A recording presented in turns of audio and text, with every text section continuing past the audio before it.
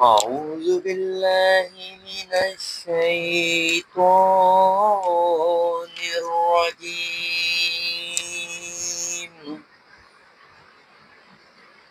بسم الله الرحمن الرحيم. ولا تقولوا لمن يقتل في سبيل الله أموات بل أحياء ولكن لا تشعرون. صدق الله العظीम।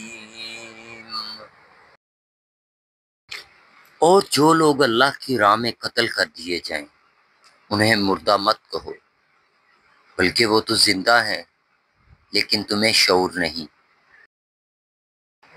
अल्लाह ताला हमें शोहदा की अजमत और उनकी हकीकी ज़िंदगी का मफहूम समझा रहा है। ये आयत हमें मौत के ज़ाहिर से हटकर शहादत के बातनी मुकाम की तरफ मुतवज्जो करती है।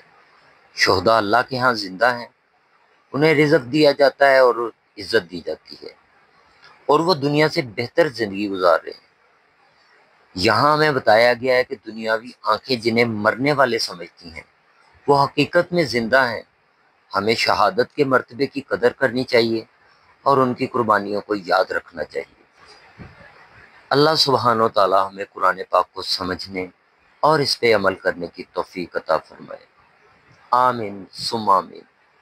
जज़ाकल्लाहुल खैर।